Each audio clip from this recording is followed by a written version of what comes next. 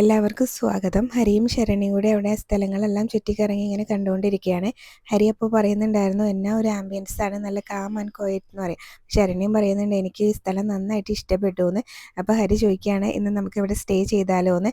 അപ്പോൾ അതിൻ്റെ ഒന്നും ആവശ്യമില്ല, അത് കുറച്ച് അതിമോഹമാണെന്ന് പറയൂ കേട്ടോ ശരണ്യ. അപ്പോൾ ഹരി പറയുന്നുണ്ടായിരുന്നു, ഇതൊക്കെ ഒരു സാധാരണക്കാരൻ്റെ ആഗ്രഹങ്ങളല്ലേ ഇടി എന്ന് പറയൂ കേട്ടോ. അപ്പോൾ ഇത്രയ്ക്കങ്ങ് സാധാരണക്കാരനാവേണ്ട, കൈതയ്ക്കൽ മാളിക വീട്ടിൽ ശിവശങ്കര മേനോൻ്റെ മകൻ ഹരിശങ്കർ മേനോനല്ലേ, അപ്പോൾ കുറച്ച് കെമാലിറ്റിയൊക്കെ ഇരുന്നോട്ടെ എന്ന് പറയും കേട്ടോ.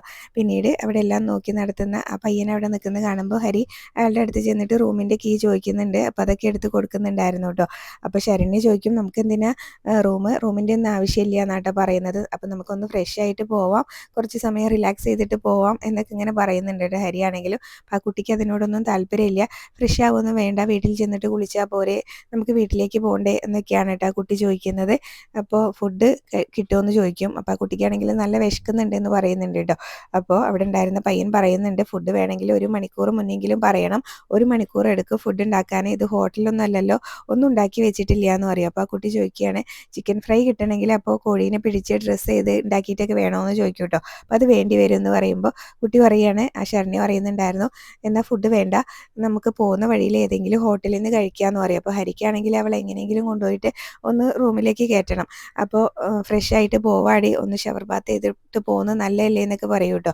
അപ്പോൾ അവിടെ ഉണ്ടായിരുന്ന ആൾ പറയുന്നുണ്ട്, ഇവിടെ ബാത്ത് ടബൊക്കെ ഉണ്ട്, 2 പേർക്ക് ഒരുമിച്ച് കുളിക്കാവുന്നതെന്ന് പറയട്ടെ. അപ്പോൾ നീ വെറുതെ കൊതിപ്പിക്കല്ലേ, ഞങ്ങൾ ആ ടൈപ്പല്ല എന്നാട്ടോ ഹരി പറയുന്നത്. എന്തായാലും റൂം ഒന്ന് കണ്ടിട്ടെങ്കിലും പോവാന്ന് പറഞ്ഞിട്ട് പറയുന്ന സമയത്ത് ശരണ്യ പറയാണ്, ഹരിയേട്ടൻ കണ്ടിട്ട് വാ, ഞാൻ ബൈക്കിൻ്റെ അടുത്ത് പോയി നിൽക്കാമെന്ന് പറഞ്ഞിട്ട് അത് അവിടെ നിന്ന് അങ്ങ് പോകും കേട്ടോ ആ കുട്ടി.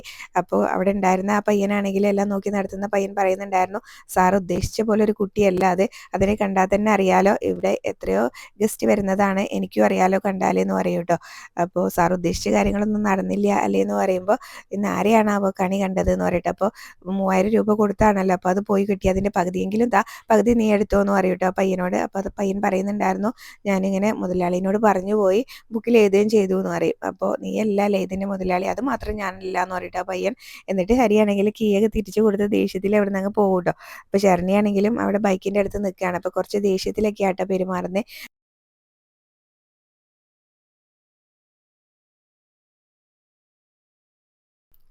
അപ്പോൾ ശരണ്യ ചോദിക്കുന്നുണ്ട്, ഹരിയേട്ടൻ എന്നോട് ദേഷ്യമാണോ എന്ന് കേട്ടോ. അപ്പോൾ ഞാൻ നിന്നോട് ദേഷ്യമൊന്നും കാണിച്ചില്ലല്ലോ എന്ന് ഹരി പറയുമ്പോൾ, എനിക്കറിയാം, ഞാൻ റൂം എടുത്തിട്ട് അങ്ങോട്ട് വരാത്തതുകൊണ്ടല്ലേ എന്ന് പറയും. അപ്പോൾ നിനക്ക് എന്തറിയാടി, ലൈഫ് ഒന്നേ ഉള്ളൂ, അത് എൻജോയ് ചെയ്യണം എന്ന് പറയുമ്പോൾ ശരണ്യ പറയുന്നുണ്ട്, നമ്മൾ എൻജോയ് ചെയ്തല്ലോ, നമ്മൾ ഒരുപാട് ഫോട്ടോസൊക്കെ എടുത്തല്ലോ, അപ്പോൾ ഇനി അതൊക്കെ നമുക്ക് ഒന്ന് സമാധാനമായിട്ട് ഇരുന്ന് കാണണം എന്നൊക്കെയാണ് കേട്ടോ ശരണ്യ പറയുന്നത്. അപ്പോൾ ഹരിക്ക് അതൊന്നും അല്ലല്ലോ വേണ്ടത്. അപ്പോൾ അതുകൊണ്ട് തന്നെ കുറച്ച് ദേഷ്യത്തിലൊക്കെയാണ് പെരുമാറുന്നത്. എന്നിട്ട് പിന്നെ പോവാന്ന് പറഞ്ഞിട്ട് അവിടെ നിന്ന് അങ്ങ് പോവും. അപ്പോൾ കുറച്ച് ബൈക്ക് അങ്ങ് മുന്നോട്ട് എടുക്കും കേട്ടോ. അപ്പോൾ ശരണ്യ പറയുന്നുണ്ടായിരുന്നു, ആൾ കയറിയൊന്ന് നോക്കണ്ടേന്ന്. അപ്പോൾ ശരണ്യ കയറിയിട്ടുണ്ടായിരുന്നില്ല കേട്ടോ. അപ്പോൾ ദേഷ്യത്തിലാണ് പിന്നെ ശരണ്യനും കൊണ്ട് ഹരി അവിടെ നിന്ന് പോകുന്നത്. അത് കഴിഞ്ഞ് പിന്നീട് ഗോവർദ്ധൻ ബാലേന്ദ്രൻ്റെ വീട്ടിലേക്ക് വരുന്നുണ്ടായിരുന്നേ. അലീനയാണ് ചെന്ന് ഡോർ തുറന്നു കൊടുക്കുന്നത്. ബാലേന്ദ്രൻ ഗോവർദ്ധനെ കാണുമ്പോൾ തന്നെ ചോദിക്കുന്നുണ്ട്, നീ ഇങ്ങോട്ട് പോന്നാൽ ഹോസ്പിറ്റലിൽ ആരാന്ന് ചോദിക്കും കേട്ടോ. അപ്പോൾ അവിടെ സുലോചനയുണ്ട്, മനു ഉണ്ട്, മനു വന്ന ശേഷം ഞാൻ ഇങ്ങോട്ട് പോകുന്നതെന്ന് പറയൂ കേട്ടോ. എന്നിട്ട് പിന്നെ ഹോസ്പിറ്റലിലെ കാര്യങ്ങളൊക്കെ സംസാരിക്കുകയാണ്. നമ്മൾ ചെയ്യേണ്ടതായിട്ടുള്ള കാര്യങ്ങൾ എന്തെങ്കിലും ഉണ്ടോ എന്ന് ബാലേന്ദ്രൻ ഇങ്ങനെ ഗോവർദ്ധനോട് ചോദിക്കുമ്പോൾ ഗോവർദ്ധൻ വൈജയുടെ ഒരു ദിവസത്തെ ബില്ല് കിട്ടിയിട്ടുണ്ടായിരുന്നു, അതൊക്കെ എടുത്ത് കാണിക്കുകയാണ് കേട്ടോ. അപ്പോൾ ഇത് 2.5 ലക്ഷത്തിൻ്റെ മുകളിലുണ്ടല്ലോ, ഇത് ഒരു ദിവസത്തെ ബില്ലല്ലേ എന്നൊക്കെ പറയും. എന്തായാലും നമുക്ക് ആളെ തിരിച്ച് കിട്ടിയല്ലോ എന്നൊക്കെയാണ് കേട്ടോ ഗോവർദ്ധനാണെങ്കിലും പറയുന്നത്.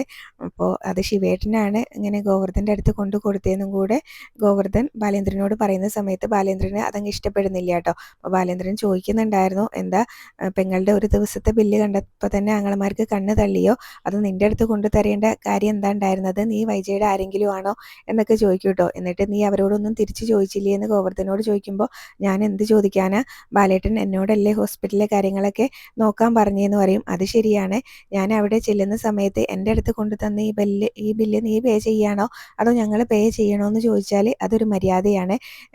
എൻ്റെ മര്യാദയ്ക്ക് ഞാൻ പറയുകയും ചെയ്യും, എൻ്റെ ഭാര്യയുടെ ബില്ല് ഞാൻ പേ ചെയ്തോളാം എന്നുള്ളത്. പക്ഷേ നിൻ്റെ അടുത്ത് കൊണ്ട് തരേണ്ട കാര്യമില്ലല്ലോ അവർക്ക് എന്ന് പറയൂ കേട്ടോ.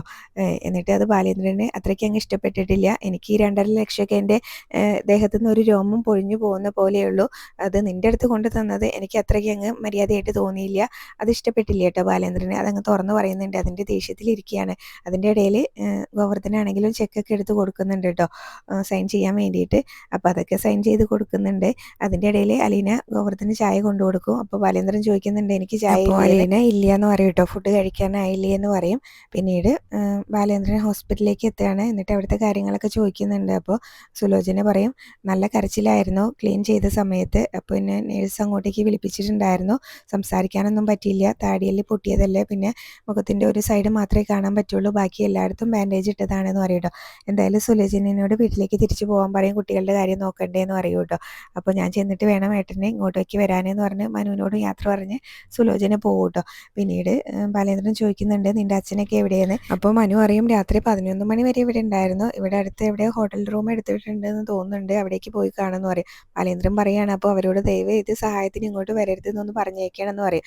മനു അറിയും അല്ലെങ്കിൽ എന്ത് സഹായ, ഇവിടെ വന്ന് എല്ലാം നോക്കിയിട്ടൊന്ന് പോകുമെന്ന് പറയും കേട്ടോ. എന്തായാലും മനുവിനോട് പിന്നെ രാത്രി ഉറക്കമൊഴിച്ചതല്ലേ, നീ വീട്ടിൽ പോയി ഒന്ന് റെസ്റ്റ് എടുത്തിട്ട് വൈകിട്ട് വന്നാൽ മതി എന്ന് പറയും കേട്ടോ. അപ്പോൾ മനു എന്നാൽ ഞാൻ പോവാലേ എന്ന് പറഞ്ഞ് പോകും കേട്ടോ. എന്തെങ്കിലും ആവശ്യം ഉണ്ടെങ്കിൽ വിളിക്കണേന്ന് പറഞ്ഞിട്ടാണ് പോകുന്നത്. അപ്പോഴേക്കും നഴ്സ് വന്നിട്ട് ബാലേന്ദ്രനോട് പറയുന്നുണ്ടായിരുന്നു വൈജയന്തിയുടെ ആളല്ലേ, ഒരു 5 മിനിറ്റ് ഇങ്ങനെ വിസിറ്റേഴ്സ് ആരെങ്കിലും ഉണ്ടെങ്കിൽ 5 മിനിറ്റ് കയറി കാണാമെന്ന് പറയും. അപ്പോൾ ബാലേന്ദ്രൻ തന്നെയാണ് ടൈസിലേക്ക് കയറി ചെല്ലുന്നത് വൈജയനെ കാണാൻ വേണ്ടിയിട്ട്. അപ്പോൾ വൈജയനെ കാണുമ്പോൾ വൈജ ഇങ്ങനെ അന്ന് ഇറങ്ങി പോകുന്ന സമയത്ത് ഇങ്ങനെ ബാലേന്ദ്രനോട് അലീന ബാലേന്ദ്രൻ്റെ സ്വന്തം മകളാണോ എന്നൊക്കെ ചോദിച്ചിട്ടുണ്ടായിരുന്നല്ലോ. അപ്പോൾ ആ കാര്യങ്ങളൊക്കെ ഓർത്തുകൊണ്ട് നിൽക്കുകയാണ്. എന്നിട്ട് പിന്നെ നഴ്സിനോട് ചോദിക്കുന്നുണ്ടായിരുന്നു ഇപ്പോഴെങ്ങാനും ബോധം വരുമോ എന്ന് ചോദിക്കും കേട്ടോ. അപ്പോൾ അങ്ങനെ സാധ്യതയില്ല, സെഡേഷനിലാണ്, ഒരു 2-3 മണിക്കൂറെങ്കിലും എടുക്കും, ഇനിയിപ്പോൾ അത് കൃത്യമായിട്ട് അറിയണമെങ്കിൽ ഡോക്ടറോട് തന്നെ ചോദിക്കണം എന്ന് പറയും കേട്ടോ. എന്തായാലും പിന്നീട് കണ്ടിട്ട് ബാലേന്ദ്രൻ ഐസിയുന്ന് പുറത്തേക്ക് ഇറങ്ങി അവിടെ വിസിറ്റേഴ്സ് ഇരിക്കുന്ന അവിടെ ചെന്നിരിക്കുകയാണ്. അപ്പോൾ ആ സമയത്ത് ഗോവർദ്ധൻ വരുന്നുണ്ടായിരുന്നു. ഗോവർദ്ധൻ വന്നിട്ട് ചോദിക്കുന്നുണ്ട് കേട്ടോ ഇങ്ങനെ ചേച്ചീനെ കണ്ടോ എന്ന് ചോദിക്കും. അപ്പോൾ ബാലേന്ദ്രൻ പറയും ആ കയറി കണ്ടു എന്ന് പറയും കേട്ടോ. അപ്പോൾ എങ്ങനെയുണ്ട് എന്ന് ചോദിക്കുമ്പോൾ ഗോവർദ്ധനും കയറി കണ്ടതല്ലേ അതുപോലെ ഇരിക്കുന്നു എന്നാണ് കേട്ടോ ബാലേന്ദ്രൻ്റെ മറുപടി. അപ്പോൾ ഗോവർദ്ധൻ ചോദിക്കുന്നുണ്ട് എന്തെങ്കിലും മാറ്റം ഉണ്ടോ എന്നാണ് ഞാൻ ഉദ്ദേശിച്ചതെന്ന് പറയുമ്പോൾ ഒരു മാറ്റവും ഇല്ല, അതുപോലെ തന്നെയാണ് എന്ന് പറയും കേട്ടോ, സംസാരിക്കാനൊന്നും പറ്റില്ല എന്നൊക്കെ പറയും. അതുപോലെ തന്നെ അനസ്തേഷ്യയുടെ മയക്കത്തിലാണ് എന്ന് പറയുന്നുണ്ട്. അപ്പോൾ ഫുഡൊക്കെ എങ്ങനെയാണ് കഴിക്കുക എന്നൊക്കെ ഗോവർദ്ധൻ ചോദിക്കുമ്പോൾ അതിനൊക്കെ ഇപ്പോൾ ട്രിപ്പും കാര്യങ്ങളും ഉണ്ടല്ലോ, അല്ലെങ്കിലും ഇനിയിപ്പോൾ ബോധം വന്നാലും സാധാരണ പോലെ ഫുഡ് കഴിക്കാൻ പറ്റുന്നൊന്നും തോന്നുന്നില്ല എന്ന് പറയും കേട്ടോ. ട്യൂബോ മറ്റോ ഇടേണ്ടി വരും എന്ന് പറയുമ്പോൾ എങ്ങനെ ഇരുന്ന ആളാണ്, ഒറ്റ ദിവസം കണ്ടാണല്ലോ ഇങ്ങനെ ആയതെന്നൊക്കെ ഗോവർദ്ധൻ പറയുമ്പോൾ ബാലേന്ദ്രനാണെങ്കിലും പറയുന്നുണ്ടായിരുന്നു റോഡ് നിയമങ്ങൾ എന്ന് പറഞ്ഞ് വെറുതെ ഉണ്ടാക്കി വെച്ചിരിക്കുന്നതല്ലാതെ അത് എല്ലാം ഇങ്ങനെ പാലിക്കാനുള്ളത് തന്നെയാണ്. ഇനിയിപ്പോൾ അത് ഇങ്ങനെ എന്ത് കാര്യമായാലും ജീവിതത്തിൽ നമ്മൾ കുറച്ചൊക്കെ ശ്രദ്ധിക്കണം എന്നൊക്കെയാണ് കേട്ടോ ബാലേന്ദ്രൻ്റെ മറുപടി. അപ്പോൾ ചേച്ചിയുടെ ഈ അവസ്ഥ കണ്ടിട്ട് ബാലേട്ടന് സങ്കടമൊന്നും ഇല്ലേ എന്നൊക്കെ ഗോവർദ്ധൻ ചോദിക്കുമ്പോൾ സങ്കടം അതിങ്ങനെ മനസ്സിൽ നിന്ന് വരേണ്ടതല്ലേ, അല്ലാതെ അഭിനയിക്കേണ്ടതല്ലല്ലോ എന്നൊക്കെയാണ് കേട്ടോ ബാലേന്ദ്രൻ പറയുന്നത്. പിന്നീട് രാജീവൻ ഡോക്ടറെ കണ്ട് സംസാരിക്കുന്നുണ്ട്, വൈജയുടെ അവസ്ഥ എങ്ങനെയുണ്ടെന്നൊക്കെ ചോദിക്കുന്നുണ്ട് കേട്ടോ, സംസാരിക്കാൻ പറ്റുമോ എന്നൊക്കെയാണ് ചോദിക്കുന്നത്. ഡോക്ടർ പറയും അപ്പോൾ സംസാരിക്കാനൊന്നും പറ്റില്ല, കുറച്ച് പല്ലിളകിയിട്ടുണ്ട്, അതുപോലെ തന്നെ താടിയെല്ലിനും പൊട്ടലുണ്ട് എന്ന് പറയും. അതുപോലെ തന്നെ സർജറി എല്ലാം കഴിഞ്ഞു, ഇനി ഇന്നോ നാളെയോ ICU റൂമിലേക്ക് മാറ്റും എന്ന് പറയും. അപ്പോൾ ഇതെല്ലാം ശരിയായി വരാൻ കുറച്ച് ദിവസങ്ങൾ എടുക്കുമല്ലേ എന്ന് രാജീവൻ പറയുമ്പോൾ കുറച്ച് ആഴ്ചകൾ തന്നെ എടുക്കും എന്നാണ് ഡോക്ടർ പറയുന്നത്. അത് കഴിഞ്ഞ് പിന്നീട് ശിവൻ്റെ അടുത്ത് വന്ന് ഈ കാര്യങ്ങളൊക്കെ പറയുന്നുണ്ട്. എന്തായാലും ജീവനല്ലെങ്കിലും തിരിച്ചു കിട്ടിയല്ലോ, ആ കാറ് കിടക്കുന്ന കിടപ്പ് കണ്ടാൽ ജീവന് പോലും തിരിച്ചു കിട്ടില്ല എന്നാണ് എല്ലാവരും പറഞ്ഞതെന്ന് പറയും. എന്നിട്ട് ഹരിയാണെങ്കിൽ അന്ന് ആ സ്പോട്ടിൽ പോയിട്ട് അവിടെ കാറ് കിടക്കുന്ന വീഡിയോ ഒക്കെ എടുത്തിട്ടുണ്ടായിരുന്നു. അപ്പോൾ അതെല്ലാം ശിവനെ കാണിക്കുന്നുണ്ട് കേട്ടോ രാജീവൻ. അപ്പോൾ ഇത് എവിടെ നിന്ന് കിട്ടിയെന്ന് ചോദിക്കുമ്പോൾ ഹരിയാണ് നമ്മളിങ്ങോട്ട് ഹോസ്പിറ്റലിലേക്ക് പോകുന്ന സമയത്ത് അവൻ അവിടെ പോയി വീഡിയോ എടുത്തതാണ്, അവന് ഇതിലൊക്കെയാണല്ലോ താല്പര്യം എന്നും പറയുന്നുണ്ട്. അപ്പോൾ ശിവൻ അതൊക്കെ ശിവൻ്റെ ഫോണിലേക്ക് അയക്കാനും പറയുന്നുണ്ട് കേട്ടോ.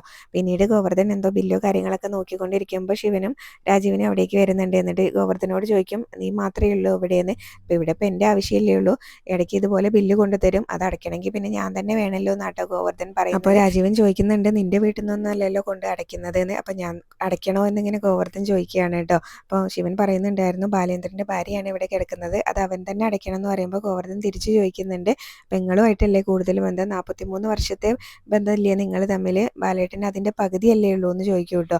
അത് രാജീവൻ അങ്ങ് ഇഷ്ടപ്പെട്ടില്ല കേട്ടോ. അപ്പോൾ രാജീവൻ ചോദിക്കുന്നുണ്ട് നീ എന്താ ഇത് കമ്പ്യൂട്ടറിൽ ഇതാക്കി വെച്ചിരിക്കുകയാണോ എന്നിങ്ങനെ ചോദിക്കുന്നുണ്ട്. അപ്പോൾ ഗോവർദ്ധൻ പറയും നിങ്ങൾ പറഞ്ഞതിൻ്റെ മറുപടി തിരിച്ചു പറഞ്ഞു എന്നേ ഉള്ളൂ എന്ന് പറയുന്നുണ്ട്. പിന്നെ ശിവൻ പറയുന്നുണ്ടായിരുന്നു വെറുതെ എന്തിനാ അവനോട് ചൊറിയാൻ നിൽക്കുന്നത് എന്ന് പറഞ്ഞിട്ട് രാജീവിനെ വിളിച്ചുകൊണ്ട് അവിടെ നിന്ന് അങ്ങ് പോകും കേട്ടോ. അപ്പോൾ എന്തെങ്കിലും ആവശ്യം ഉണ്ടെങ്കിൽ ഞങ്ങളെ വിളിച്ചോണം എന്നൊക്കെ പറഞ്ഞിട്ട് അവർ വേണ്ടി പോകുന്നത്. ഇവിടെ ഒരു ആവശ്യം കാണില്ല, എന്തായാലും ഇതുപോലെ ഇടയ്ക്ക് ബില്ലടയ്ക്കാനേ ഉണ്ടാവുള്ളൂ, അത് ഞാൻ അടച്ചോളാം എന്നും പറയുന്നുണ്ട് കേട്ടോ. അപ്പോൾ ഇത്രയാണ് ഇന്നത്തെ എപ്പിസോഡിൽ കാണിച്ചത്. പിന്നെ പ്രൊമോ കാണിക്കുന്നുണ്ട്, ഇപ്പോൾ വൈജയനെ നോക്കാൻ വേണ്ടിയിട്ട് ബൈസ്റ്റാൻഡറായിട്ട് അലീനയെ കൊണ്ടുവരുന്നുണ്ട് കേട്ടോ. അപ്പോൾ അത് ശിവനും രാജീവിനും ഇഷ്ടപ്പെടുന്നില്ല. അവർ പറയുന്നുണ്ടായിരുന്നു വൈജയനെ നോക്കാൻ ഇവളോ, വൈജയ്ക്ക് അത് ഇഷ്ടപ്പെടുമോ, അവളെ അടിച്ചോടിക്കണം എന്നൊക്കെയാണ് കേട്ടോ അവർ പറയുന്നത്. എന്തായാലും അലീന ഐസിയുവിൽ കയറി വൈജയനെ കാണുന്നുണ്ട്. അപ്പോൾ അവിടെ നഴ്സുമാർ ചോദിക്കുന്ന സമയത്ത് മൂത്ത മകളാണെന്നാണ് കേട്ടോ അലീന അവരോട് പറയുന്നത്. അപ്പോൾ വൈജയ് ഇതെല്ലാം കേട്ട് കിടക്കുകയാണ് കേട്ടോ, എല്ലാം മനസ്സിലാവുന്നുണ്ട്. വൈജയനോടും അലീന പറയുന്നുണ്ട് എല്ലാം സുഖമാവുന്നവരെ ഞാൻ നോക്കിക്കോളാം കേട്ടോ എന്നൊക്കെ പറയുന്നുണ്ട്.